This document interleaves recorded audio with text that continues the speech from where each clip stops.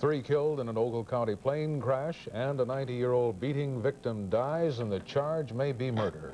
President Reagan says unemployment's our greatest problem, and an Oregon State woman may be the victim of cyanide poisoning. Newswatch 17 is next. With the biggest sales month in our career of selling appliances, TV, audio, and video behind us, what can Fisher's Appliance and TV Centers do for an encore? We can charge right into the biggest January clearance sale in our history. That's what.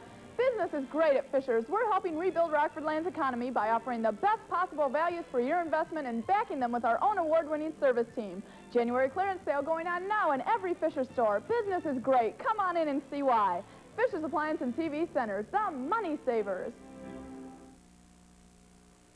The People's Court. Reality television taken one step further. He started wrenching my hands back and forth, back and forth. That's a lie.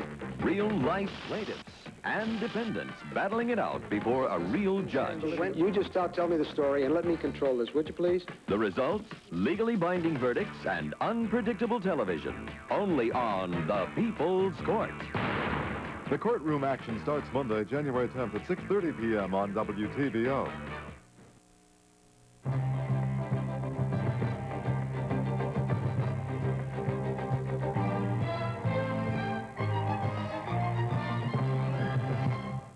Good evening, I'm Ann Edwards. And I'm Bruce Richardson. A small plane crash in northern Ogle County early this morning claimed the lives of 3 DeKalb County men, and it appears the plane ran out of fuel. But Mike Robinson reports there may have been some contributing factors to that accident. At 3:40 this morning, an emergency message was received by the Air Traffic Control Center in Aurora. The pilot, on his way to Rockford from Vail, Colorado, said he was running out of fuel. Aurora handles all Rockford flights between 11 p.m. and 6 a.m. 20 minutes later, the Aurora Control Center contacted the Ogle County Sheriff's Department, told them a plane was missing in their area, and a search was started. 3 hours later, the plane was spotted by 2 men traveling along Lindenwood Road. The aircraft was about 400 feet off the road in a cornfield. The men then informed James Diedig, a farmer who lives nearby. I just checked for life and told everybody to stay back, that it wasn't pleasant. Dead is 30-year-old Kevin Courtney of DeKalb. He was the pilot. Also killed were Courtney's brother, Greg, 26, of Sycamore, and 25-year-old Richard Rempfer of DeKalb. An air traffic safety investigator from the National Transportation Safety Board was summoned from Chicago. At this point, all he could determine was that the plane crashed at an extremely steep angle and that one of the contributing factors could have been ice buildup on the wings. Air safety investigator Carl Dinwiddie said the fact there was no fire gives strong support that an empty gas tank was the cause, but he'll be checking into the pilot's last refueling stop to confirm that. The plane's instrumentation will also be checked, and any transmissions the pilot had with control centers in the area.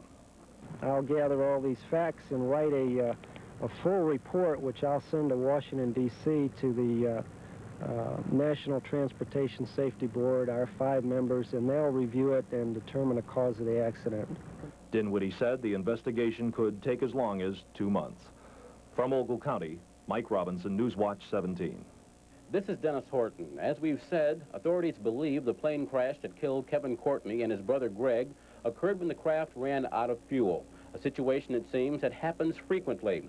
According to Hugh Doyle, air traffic manager at the Greater Rockford Airport Tower, just this past week, 3 other pilots flying in northern Illinois and southern Wisconsin have had the same problem. They fortunately were able to land safely. One might think running out of fuel is pilot error, but that's not necessarily so. Pilots making mistakes and mechanical problems also cause crashes, however, not that often. The major cause of single-engine and small-engine plane crashes is the weather. Probably the most fatal single-engine aircraft is caused by an VFR, or a non-instrument rated pilot running into, again, fog, snow, lowering ceilings. Dennis Horton, Newswatch 17. It was bad enough a 90-year-old was beaten. Now it may be a case of murder. Ethel Safford died at Rockford Memorial Hospital this afternoon. She had been in critical condition for 3 days. Her home on Rockford's west side had been broken into. She had been robbed and badly beaten. What had been an investigation into that robbery and her beating could now become a homicide investigation. Police are still looking for a suspect. Another poisoning mystery, this time from Portland, Oregon. 31-year-old Patricia Bennett dead from cyanide, and as Heidi Schulman reports, murder is being considered there. According to the Oregon State Medical Examiner, 31-year-old Patricia Bennett fell ill Monday night and within hours died of cyanide poisoning. By late yesterday afternoon, our laboratory had found lethal levels of cyanide in her bloodstream, and additionally, we found a large amount of cyanide in the stomach material in Mrs. Bennett. The cyanide in Ms. Bennett's stomach convinced doctors she swallowed the poison in a capsule. But investigators in this laboratory, who were testing various kinds of over-the-counter capsules from the victim's home, have not yet identified the brand. It's the kind of testing done last November in the case of a San Jose woman who suffered a stroke after ingesting cyanide. Today, that victim, Susan Bowen, was in court with her husband, Richard, who is now charged with trying to murder his wife after claiming she took a poison painkiller. Heidi Schulman, NBC News. And tonight they're saying traces of the poison were found in a medicine bottle taken from the Bennett home, but they're not identifying the brand of pain reliever containing the tainted capsules. Relatives say she took Anacin 3 before her death yesterday. His first of the new year, a news conference by President Reagan, and some things he answered, some things he sidestepped, some things he defended.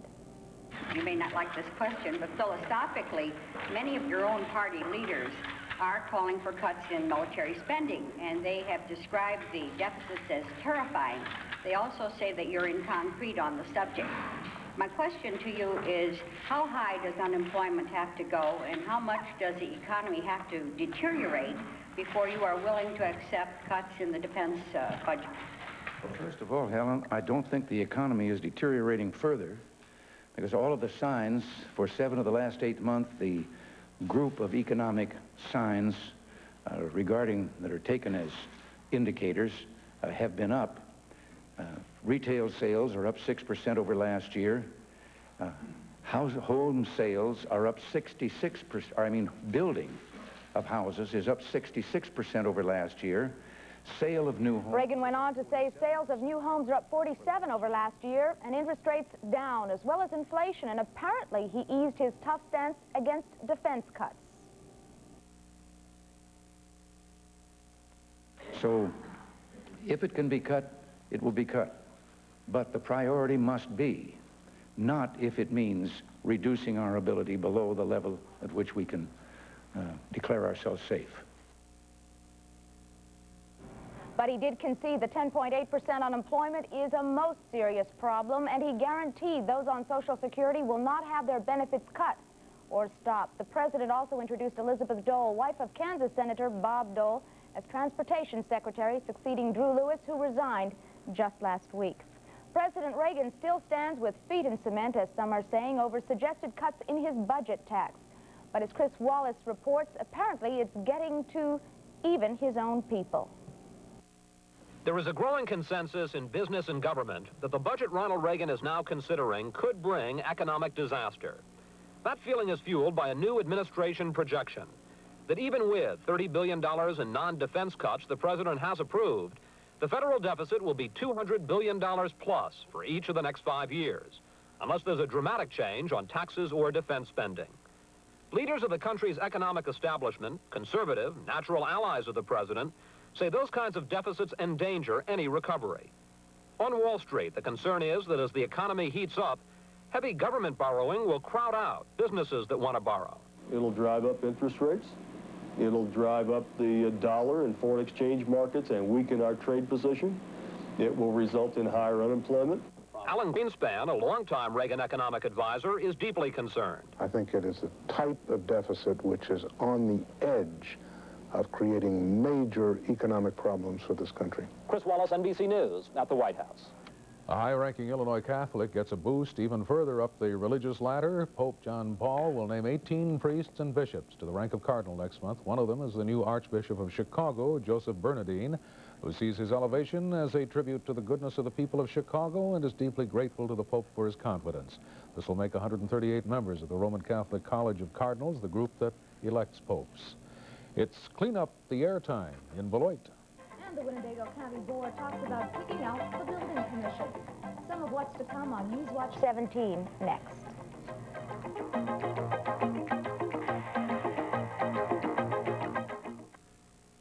For great innovations in fitness, come to Brown's Sporting Goods. The Marcy Body Bar 2000, a complete home gym for the entire family. The Body Bar is specially priced at Brown's for only $299. You'll flip over the inversion boots from Gravity Guidance. Now, only $69.88. The inversion boots can be used with a horizontal bar or the portable gravity guider. Great for relief of back pain and all-around physical fitness. Hundreds of ways to shape up can be found at Brown's. Rockford Furniture Mart's gigantic scratch and dent sale, the big savings event of the year. Now table lamps $7, dinettes $57, and living room sets as low as $177. Chests only $47, end tables $14, dinette chairs only $9. Love seats $67, bedroom sets as low as $137.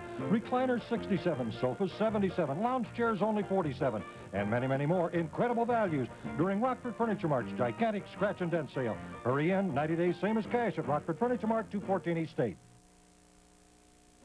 You're going to have to dig deeper to travel the Illinois tollway system. It's expected that sometime between the 1st of May and July 1st, the 30-cent per car toll will go up, but it's not known yet by how much. Tolls have been required throughout the entire 25-year history of the system, but with inflation, maintenance costs have soared, and now the tolls will as well. The system will revert to the state in the year 2010, and then it's going to be free. The County Board's Operations Committee passed a resolution tonight to dissolve the Public Building Commission. The commission had been formed to build the county courthouse. Now that that project is complete and all bonds have been paid off, the Operations Committee sees no reason for the commission to exist. The recommendation will be brought before the County Board at its January 13th meeting. It's expected that the board will go along with the Operations Committee's resolution and that the estimated $1.5 million remaining in the Public Building Commission's budget will go into the county's general fund. To you and I, the air in the Beloit area may appear to be clean, but the truth is it contains many harmful pollutants, including sulfur dioxide. But this station, operated by the Department of Natural Resources, was built to continually monitor the amounts of sulfur dioxide in the air. If the legal limits are exceeded, an investigation will be conducted to determine why it happened. And if the levels continue to remain high, the economy of the Beloit area could suffer. So it would mean that the existing sources in town could not build onto their plants, thereby employing more people, and it would put a limit on the manufacturing capacity of the area with respect to sources that generated sulfur dioxide. The sulfur dioxide was combined, when combined with moisture, will form acid rain and can be irritating to people who suffer from respiratory or heart ailments. Next week, members of the school board's ad hoc committee studying the possible closings of 7 school buildings will tour more schools. Today, a group of about 20 people visited 9 of them. They're trying to determine which schools in the district will be closed. It's a cost-cutting measure, so one of the things they've been investigating is the cost of bringing the 7 schools and their feeder schools into compliance with the state's life safety codes. At Dennis, which was visited today, the price tag totals over $600,000 compared to $81,000 for Ellen Stiles. Stiles, for the moment, is among those being considered for closing. Dennis is not. Today, Committee Chairman Dick Johnson says they're not exactly sure what's going to happen. On some were the age of some of the buildings in the district. Why would you close ours when that one is an older building? Location, from the standpoint of moving students from a school that we're talking about closing to another one, is there a better solution that we should be looking at? So we kind of took in all of the buildings within that area to make sure that we know more about them so we can make a better decision. Governor Thompson has announced a second slice of state budget cuts totaling $73 million, including a cut of $42.3 million from public, elementary, and high schools. And blackbirds have destroyed millions of dollars in crops in North Dakota. Raccoons are responsible, rather, for an undetermined amount of damage in this area. But Arliss Hendershot says there is something that can help the farmers cut their losses. This sound can help keep the pests away. The smaller ultrasonic unit can clear an area of between 1,000 to 3,000 feet. The frequency of the sound is what determines what type of pest will be driven away, and they are as close to nature as possible. The sounds, for the most part, in some animals interfere with their communication, annoy them, aggravate them, cause some psychological distress. And the greater stress that you create for that animal in your environment, the greater motivation you have for them to leave. And even though the units are now helping farmers, that wasn't their original purpose. The sounds are taken from research that was done several years ago to evict blackbirds and starlings from the runways of most of our Air Force bases. The AV alarms are just one of the many innovative farm instruments on display this week at the Metro Center during the Northern Illinois Farm Expo. Arliss Hendershot, Newswatch 17. Rockford is the first city in the state of Illinois chosen for an attack on illiteracy. And the calendar says winter, but Bob Kevin says mild spring-like weather. Stay with us.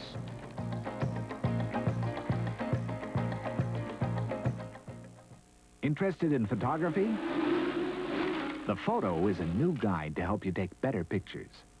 It comes out weekly in magazine form, but with no ads, just clear pictures and helpful diagrams to make even the most advanced techniques easy to understand. In issue 1, a professional looks at the problems of photographing your baby.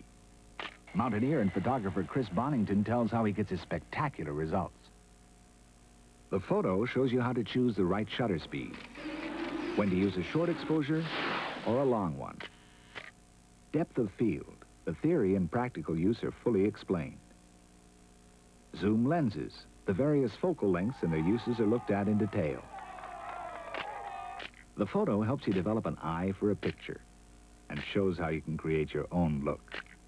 Week by week, the Photo builds into a complete photographic course.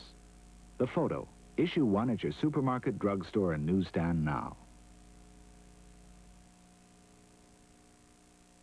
44% of all blacks in the U.S. over the age of 18 cannot read or write at a level sufficient to hold a job. These alarming statistics were heard by community leaders at Rockford's Blackhawk Center this afternoon.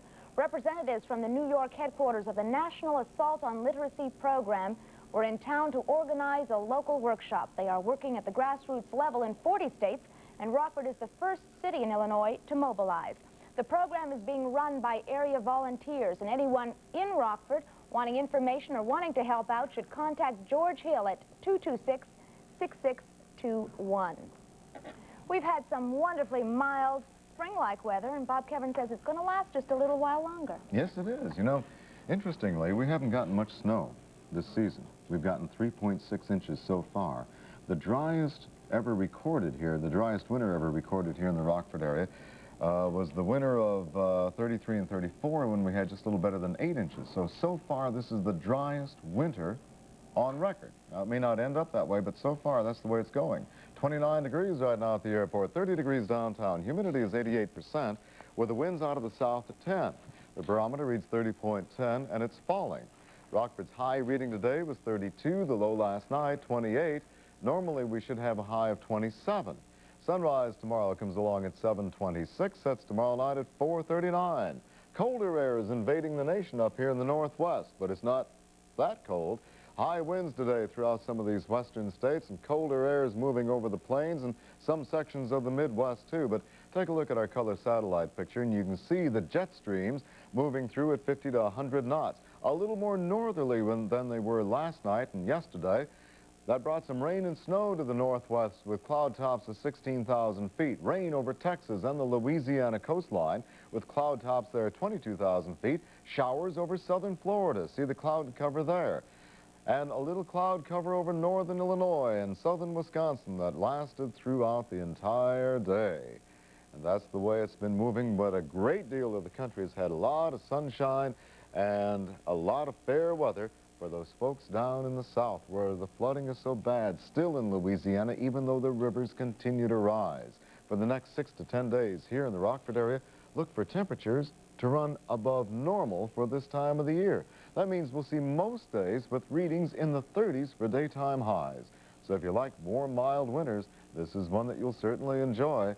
At this hour across northern Illinois and southern Wisconsin, it's still cloudy, and it looks like it's going to be that way for most of the night.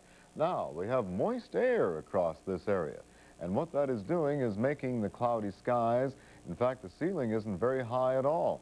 Some patchy fog tonight may develop at low levels, so if you're driving yet tonight, why, you can expect to maybe run into some fog here and there. Let's take a look at this, shall we?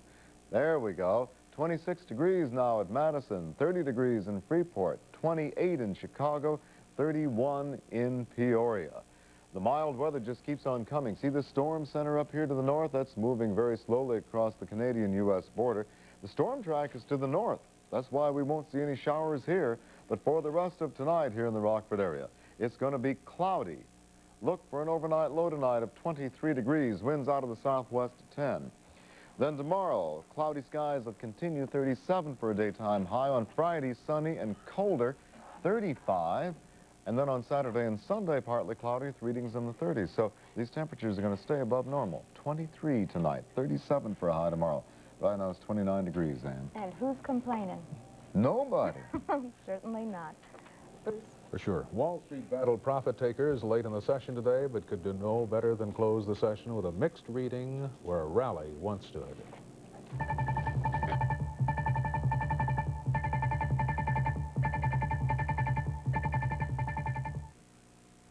Aldi has mixed size peas or shortcut beans for just 19 cents. 2 more reasons it's smart to stock up at Aldi. The Stock Up Store. The People's Court. Reality television taken one step further. He started wrenching my hands back and forth, back and forth. That's a lie. Real-life plaintiffs and defendants battling it out before a real judge. You just tell me the story and let me control this, would you please? The results, legally binding verdicts, and unpredictable television. Only on The People's Court. The courtroom action starts Monday, January 10th at 6:30 p.m. on WTVO. Have you heard about Home Federal's money market insured investment account? It combines the high interest in the money market funds with all the advantages of Home Federal savings. With a low minimum balance, you'll earn that high money market interest and still have the flexibility of checks and withdrawals at any time without penalty. Best of all, your investment is insured safe to $100,000 by the FSLIC. So come on home. We're changing just for you. Come on home, Federal Savings, changing just for you. Full Wednesday night schedule of sports for sure, and here to tell us all about it is Kim Lepak. Thank you very much, Bruce. A big night for the leaders in the Nick 10 girls basketball race tomorrow night. Our Dick Stapleton has a look at it in this preview. Tomorrow night in girls basketball in the Nick 10, all 4 of the top teams will be in action. Boylan will take on Freeport. They're both undefeated. Guilford is undefeated, and they'll be right here at East High School taking on the E-Rabs, who are 2-1. Guilford comes with a 6'2" center, Gail Hawley. She's very, very tough, but that does not concern Zan Crudup of the East E-Rabs. We're not concerned at all. Our center, Meg Power, she's ready for. Our main thing is going to be working as a team. If we can work as a team, I'm sure we can beat them. But is that what you stress in practice? Yeah, all the time. It's teamwork, teamwork. Both teams will depend on teamwork. The difference in this game may be how well field generals Dana Dubbs of Guilford and Don Mano of East handle their team.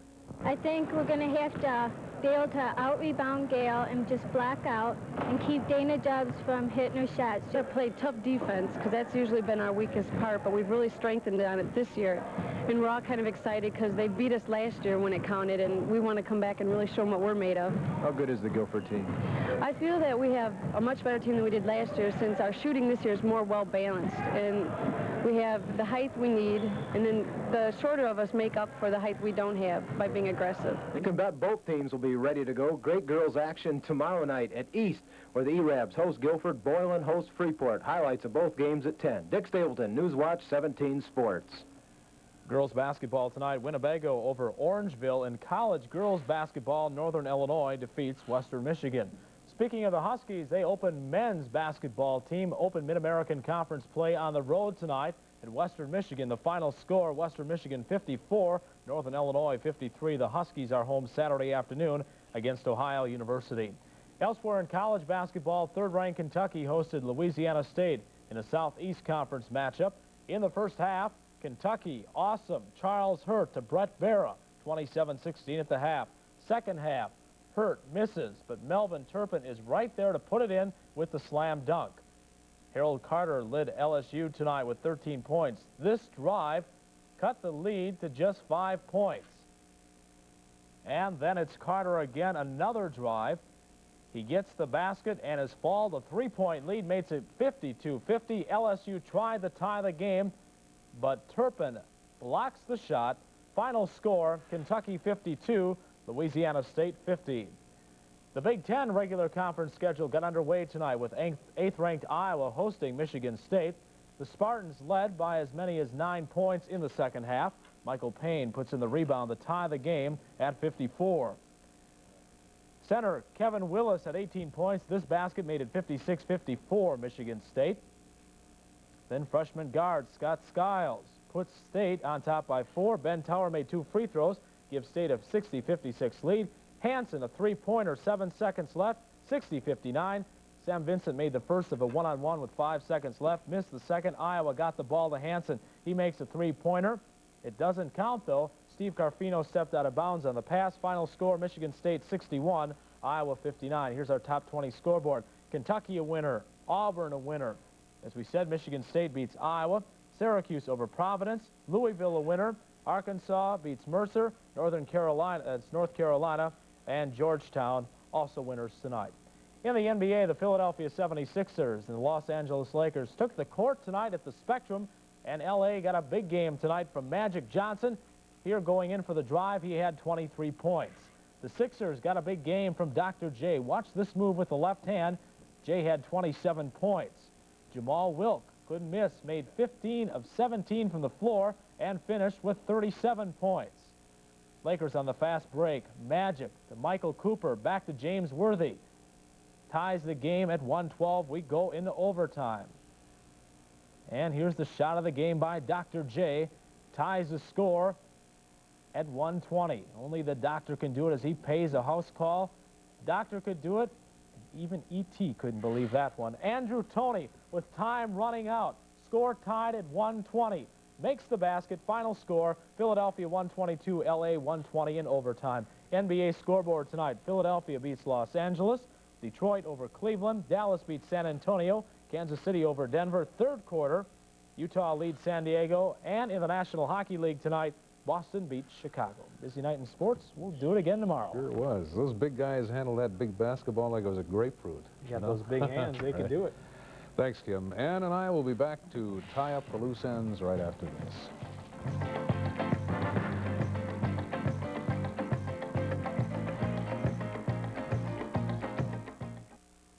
Rockford Furniture Mart's gigantic scratch and dent sale, the big savings event of the year. Now table lamps $7, dinettes $57, and living room sets as low as $177. Chests only $47, end tables $14, dinette chairs only $9. Love seats $67, bedroom sets as low as $137. Recliners $67, sofas $77, lounge chairs only $47, and many, many more incredible values during Rockford Furniture Mart's gigantic scratch and dent sale. Hurry in, 90 days same as cash at Rockford Furniture Mart, 214 East State. Alice serves up last tomorrow night when reading a book on self-confidence. Vera feels she's responsible. Mel puts her in charge of the diner for a short while, and chaos results. What do you think, I'm nuts? You answer my question first. You can hardly handle being a waitress. You're a dinghy, a cuckoo. Laugh along with Alice tomorrow night at 6:30 on WTVO. Other than that, what's the problem? In brief, investigators spent the day sifting through plane wreckage in Ogle County. 3 men died in that crash. A 90-year-old Ethel Safford, robbed and beaten in her West Side home over New Year's weekend, probably died from injuries she sustained then. President Reagan stands firm on his budget cuts, even though we're headed for a record deficit. In sports, Iowa upset in a Big Ten basketball opener. So from all of us at Newswatch 17, until tomorrow, good night. Good night.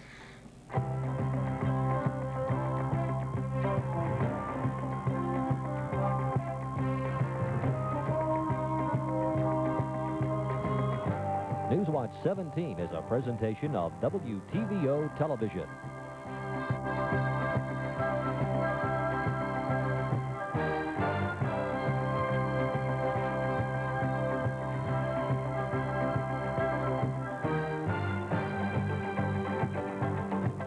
When I rubbed that ticket, what could I see? $100,000 staring up at me. And if I win $1 million, it could change my life. New car, new house, new rings for my wife. I'll cruise around the world. It's the thing to do, because they'll hand me 50 grand a year till 2002. It's the lottery. It can pay to play, because there's $1 million waiting, and you could win today. Lucky numbers, too. You could win today. This is WTVO Channel 17, Rockford.